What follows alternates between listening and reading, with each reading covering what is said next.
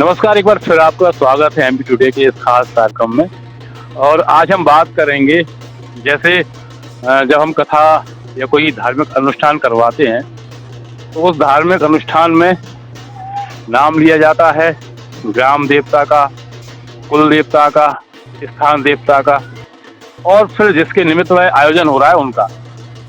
कोई कुल देवी ग्राम देवता से लेकर जब वह पूरे देश में एक देवता के रूप में अपनी पहचान बना ले और वहां पर लाखों लोगों की श्रद्धा उस स्थान से जुड़ जाए और लाखों लोग मेला वहां पर लगने लगे लाखों लोगों का, तो ये बहुत बड़ी बात हो जाती है।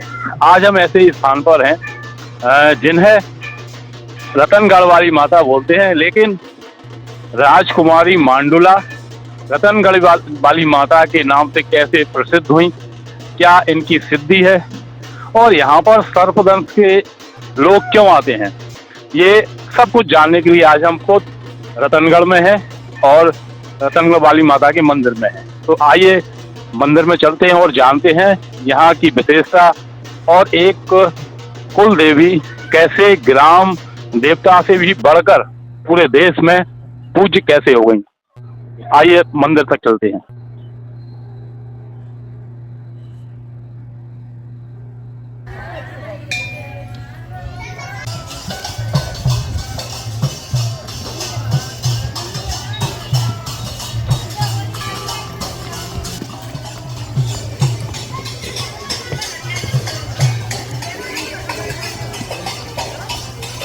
रतनगढ़ वाली का जो मंदिर है उसका इतिहास बहुत पुराना है। इतिहास में अगर हम देखें तो महमूद खिलजी ने यहाँ पर आक्रमण किया लगभग 14वीं शताब्दी में, और यहाँ के राजा थे परमार वंश के राजा रतन सिंह, उन पर आक्रमण किया और उनकी बेटी थी राजकुमारी मांडुला, कुंवर देव उनके पुत्र थे। हालांकि 5 पुत्र और भी थे उनके जिन्होंने युद्ध किया, वीरगति को प्राप्त हुए, लेकिन देवी मांडुला ने यहाँ पर जौहर किया और कुंवर देव उनकी सुरक्षा करते करते वीरगति को प्राप्त हुए। यहाँ पर इन दोनों की यहाँ पर समाधियां बनी हुई हैं और बड़ी जागृत अवस्था में है। उसके बाद बहुत दिनों बाद यहाँ पर जब शिवाजी औरंगजेब की कैद में थे तो वहां से कैद से छूटे तो अपने गुरु समर्थ रामदास जी के साथ वो यहाँ पर आए और यहाँ पर देवी की स्थापना हुई। ऐसा कहते हैं कि देवी ने समर्थ गुरु रामदास को सपना दिया था कि हमारी समाधि जहाँ है वहां पर एक मंदिर की स्थापना करिए। तो इस तरह से देवी की स्थापना अगर हम माने तो 17वीं शताब्दी में यहाँ पर देवी का मंदिर स्थापित हुआ और आसपास उनकी मान्यता और अधिक बढ़ गई। लोग कहते हैं कि यहाँ पर जो देवी मांडुला है वो डाकुओं की भी देवी है। जी हाँ, जब चंबल की घाटी में बीहड़ों में जब बागी हुआ करते थे तो ये उनका बहुत आस्था का स्थान था। यहाँ पर बागी आकर घंटा चढ़ाया करते थे, देवी की पूजा करते थे, तो अक्सर यहाँ पर बागियों का, डाकुओं का मूवमेंट बना रहता था।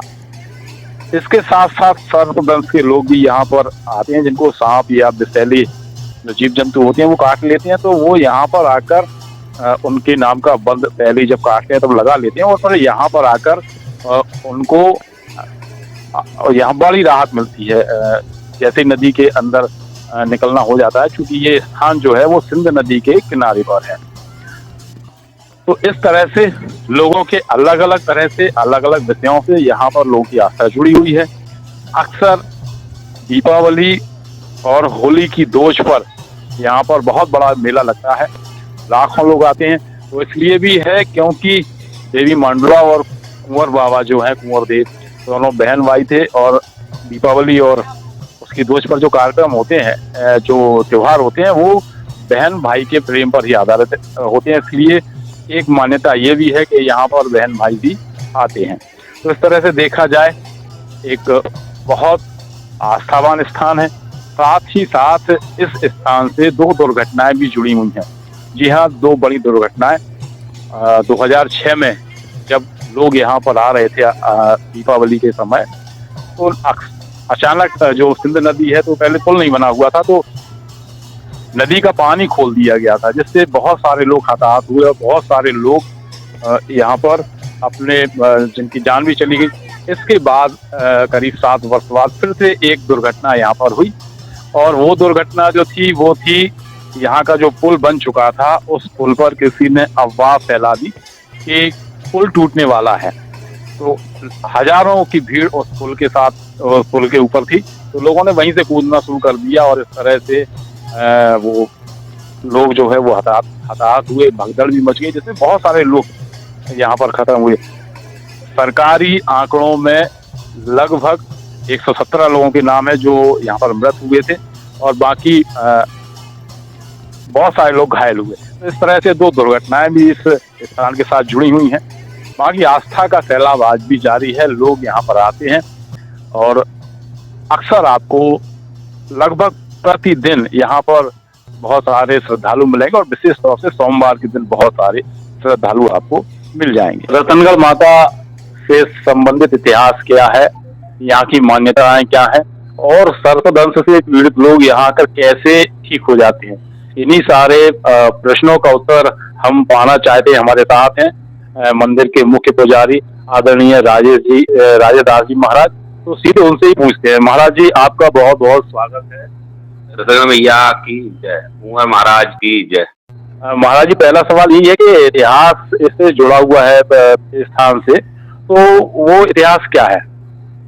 ये यहाँ पे जो मंदिर है अभी अपन माई के दर्शन कर रहे हैं, छत्रपति शिवाजी के समय से है। पहले यहाँ पे किला हुआ करता था राजा रतन सिंह का। तो जो अपन माई के रूप में दर्शन कर रहे हैं वह राजा रतन सिंह की पुत्री है, और जो पीछे मंदिर बना हुआ है वह कुंवर बाबा का, यह बहन भाई का मंदिर है। यहाँ पे छत्रपति शिवाजी के गुरु थे समर्थ रामदास जी महाराज। समर्थ रामदास जी महाराज ने ज्यादातर हनुमान जी की प्रतिष्ठा कराई है।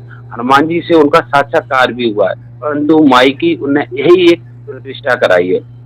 छत्रपति शिवाजी को जब आगरा में कैद किया था तो उनके गुरु समर्थ रामदास जी महाराज को माई ने स्वप्न दिया था कि आप ऐसे वहां पर जाएं और हमारी प्रतिष्ठा कराएं। तो उनके गुरु ने कहा कि अभी हमारे राजा कैद में हैं, तो उन्हें भी राजा भी आपके छूट जाएंगे। तो छत्रपति शिवाजी और समर्थ रामदास जी महाराज यहाँ पे आए, कुछ समय रुके, भजन किया उनने और माई की प्रतिष्ठा कराई। उसी समय से यहाँ पे पहले जंगल हुआ करता था, लोगों का आना जाना कम था। अधिकतर लोग बोलते हैं डाकुओं की माई है, तो पहले क्या बेहद जंगल था, तो यहाँ पे लोगों के लिए कोई सुविधा नहीं थी आने जाने के लिए। तो बागी लोग वगैरह रहते थे यहाँ पे, माई की सेवा वगैरह करते थे। कुछ लोग सोमवार को 2-4 लोग आते थे, दीपावली पे छोटा सा मेला लगता था। अब माई की कृपा से यहाँ पे बहुत बड़ा विशाल मेला लग रहा है, और प्रशासन ने भी लोगों को आने जाने के लिए बहुत ही सुविधा दी है। लाइट की अच्छी पर्याप्त व्यवस्था है, पानी की व्यवस्था है, रोडें भी हैं। तो यहाँ पे लोग आते हैं, माई के दर्शन करते हैं। जिन माँ बहन भाइयों को सर्प डस लेते हैं या जहरीले जीव जंतु, सर्प है, बिच्छू जो भी खा लेते हैं, काट लेते हैं, वह माई के नाम की भभूति लगा देते, बंद लगा देते। वह ऐसे लगाया जाता है जहाँ भी जहरीले जीव काटते हैं वहीं से मिट्टी हो, धूल हो, भभूत हो, जो भी है, माई के नाम की उस जगह पर लगा देते। वह व्यक्ति माई के आशीर्वाद से, माई की कृपा से उसी समय स्वतः ठीक हो जाता है। फिर उस व्यक्ति को ध्वज के दिन, दीपावली की ध्वज पड़ती है, तो उस दिन माई के दर्शन के लिए आया जाता है। जैसे ही माई के प्रांगण में नदी के पास से उधर ग्वालियर रोड से आते, जैसे माई का क्षेत्र लगता है, वहां से वह व्यक्ति गैरोस हो जाता है, मुंह से झाग आने लगता है। जैसे लोग सर काटते हैं उसी समय ऐसे व्यक्ति हो जाता है। फिर प्रशासन ने उनको लाने के लिए स्ट्रेचर की व्यवस्था की है। 4 लोग उस व्यक्ति को स्ट्रेचर पर रख करके लाते हैं, और माई की नीचे से परिक्रमा कराने के बाद में कुंवर बाबा के स्थान पर वह व्यक्ति लाया जाता है। कुंवर बाबा के स्थान पर जैसे ही व्यक्ति आता है, तो कुंवर बाबा के आशीर्वाद से, माई की कृपा से वह व्यक्ति ठीक हो जाता है। इसी प्रकार जानवरों को भी सब डस लेते हैं, तो जानवरों के भी बंद लगा देते हैं। वो जानवरों को तो नहीं ला सकते, उनकी रस्सी लाती है, रस्सी चैन जो भी बंधे रहती हैं, उन रस्सी को लाते हैं। जैसे ही कुंवर बाबा समुद्रा रखते हैं, तो वह रस्सी सब की तरह रेंगती है, उनका भी बंद और उनका जहर उसी दिन से बिल्कुल साफ हो जाता है। उसी प्रकार लोग जो परेशान होते हैं, जैसे जिन माता बहन के बच्चे नहीं हो रहे, और भी कई समस्या रहती है, वो जिसका व्यापार नहीं चल रहा है, नौकरी नहीं लग रही, वो माई के दर्शन लाभ से उन सभी को आराम मिल रहा है। अरे एक बात और बताएं आप कि ये कब पता चला कि यहाँ पर सर्पदंश अगर किसी को हो जाए, कुछ किसी को सांप काट ले या जहरीले जीव काटने, तो माई की बंद से वो ठीक हो जाएंगे, ये कब पता चला? आपकी नॉलेज में है? माई की कृपा से हमको यहाँ माई की सेवा में 5वीं पीढ़ी हो गई है। तो हमने अपने पूर्वजों से, बाबा से, बाबा के पिताजी से ऐसे सुना है। पहले क्या है, यहाँ पे कोई रास्ता नहीं थी, नदी थी। तो नदी में पानी अधिक हो और जिसको सर्प ने काटा हो, तो न पानी का और काटने वाला बैर होता है, यानी वो व्यक्ति पानी में डूबा है तो मर भी सकता है। एक समय क्या हुआ, नदी बहुत अधिक आ गई थी, तो गांव के लोग सभी बाबा के पास में आए, तो बोले उधर सब बारिश लेते हैं। तो बाबा ने यहीं से बहुत को फेंका था, उधर उन लोगों का जहर खत्म हो गया था। और उन्हीं के मुंह से मैंने ऐसा सुना है कि कुंवर महाराज को ऐसा आशीर्वाद था कि वो शिकार के लिए जाते थे, तो जहरीले जीव जंतुओं का जहर खत्म हो जाता था। तो उससे तो सभी जहरीले जीव जंतु बहुत परेशान होने लगे। उनने माँ भगवती से प्रार्थना की, हे माँ, अगर ऐसे जो शिकार के लिए कुंवर साहब आएंगे तो हमारे सारे जहर ही खत्म हो जाएंगे, तो आप कुछ वरदान हमको दो। तो उन्होंने कहा, आप जिसको भी डसेंगे वो इनकी कृपा से स्वतः ही वो व्यक्ति ठीक हो जाएगा। तो आपने महाराज जी से जाना कि ये मान्यता है यहाँ की और ये आस्था है, और जो सर्पदंश से पीड़ित जो यहाँ पर लोग आते हैं, वो कोई आज से आना जाना उनका नहीं है। महाराज जी का ये 5वीं पीढ़ी है, और तब से लेकर आज तक यहाँ पर लोगों की आस्था बनी हुई है।